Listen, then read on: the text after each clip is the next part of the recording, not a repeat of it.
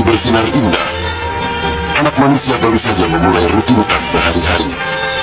Para nelayan berada di laut lepas. Kaum ibu sedang sibuk di dapur. Anak-anak usia sekolah menikmati hari libur. Sebagian pemuda sedang berolahraga. Sebagian lagi bersiap-siap menuju pantai untuk rekreasi.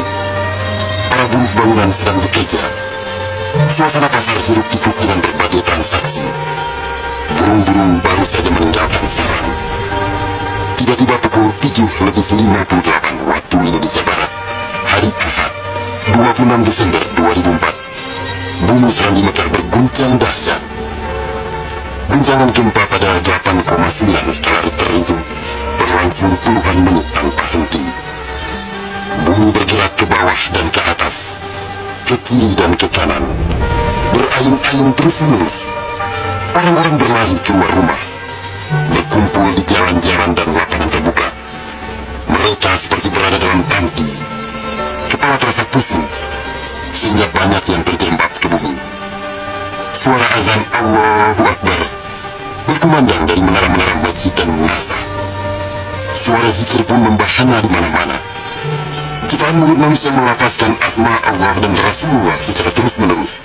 La ilaha illallah Muhammad Rasulullah.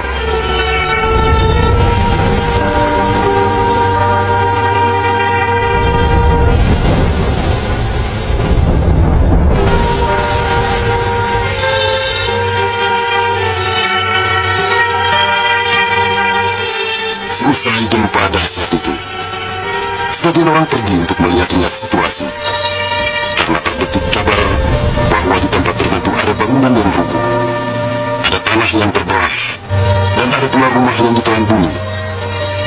Tidak terpikirkan oleh mereka apa yang akan terjadi setelah itu.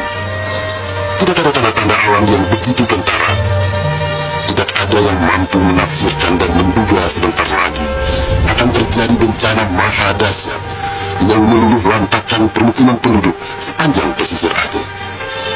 Tidak ada pula yang mampu menerjemahkan berbagai firasat atas pusaran nasib yang bakal menimpa tanah rencong. Juga hampir tidak ada yang memahami tanda alam, manakala air laut surut beberapa ratus meter. Orang-orang di pesisir pantai tampak asik mengumpulkan ikan yang mendebar-debar.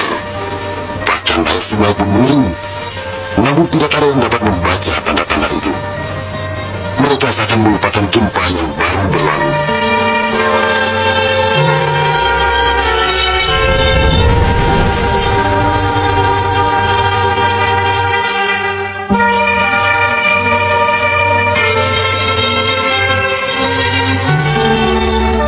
Di berbagai tempat, orang-orang sibuk memperbincangkan gempa sangat dahsyat itu yang belum pernah mereka alami. Namun tak lama kemudian orang-orang mendengar bunyi dentuman sangat keras, disusul suara gemuruh dari arah laut. Bunyi dentuman itu terdengar sepanjang pesisir Aceh Besar, Banda Aceh, Aceh Jaya, Aceh Barat dan Nagan Raya. Orang-orang mengira itu adalah bunyi bom. Memang sebelumnya sering terdengar bunyi bom yang menghiasi kehidupan orang Aceh ketika itu, karena Aceh dalam situasi konflik bersenjata. Orang-orang pun bertanya dalam hati, mengapa masih ada pihak yang tega berperang dalam suasana yang begitu menakutkan. Orang-orang mengira pagi itu hanya sekedar gempa. Mereka sama sekali tidak menduga bahwa bunyi dentuman keras tersebut adalah akibat patahan lempengan bumi yang berpusat di Samudra Indonesia, sekitar 149 km sebelah selatan Calang Aceh Jaya. Dan itulah penyebab gempa. Di samping kehendak Allah pemilik alam semesta, belum sempat mereka bernafas lega akibat gempa. Dalam suasana gebalau dan kucar kacir itu, tiba-tiba daratan diterjang air laut. Air berwarna hitam pekat itu datang sangat tiba-tiba dengan suara gemuruh yang menakutkan. Ia berlari sangat cepat, menerjang apa saja yang dilaluinya. Di tempat-tempat tertentu air mencapai ketinggian 18 meter, bahkan ada yang mencapai 35 meter, seperti di kawasan Lokman. Dari jauh air yang beringas itu tampak bagaikan rupa naga yang menggeliat-geliat mencari mangsa. Air dengan kecepatan 900 km per jam itu bagaikan bulldozer yang melumut apa saja yang ditemuinya. Orang-orang berusaha menyelamatkan diri dengan berbagai cara.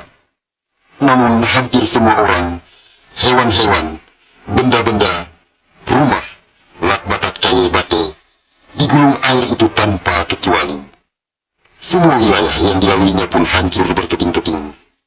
Air laut yang datang menyamai kecepatan pesawat terbang itu, ternyata namanya tsunami. Kekuatannya memang luar biasa. Kapal apung PLN yang diparkir di perairan Ulelu, Banda Aceh, digelandang tsunami sampai 3 km ke darat. Kapal itu sekarang menjadi objek wisata tsunami. Demikian juga kapal angkut Sendalas milik PT SAI diseretnya ke atas badan jalan negara Banda Aceh melabuh di Lokma. Kapal-kapal nelayan ukuran besar yang diparkir pelabuhan ikan di Lampulo, Banda Aceh, banyak yang terdampar ke pusat kota.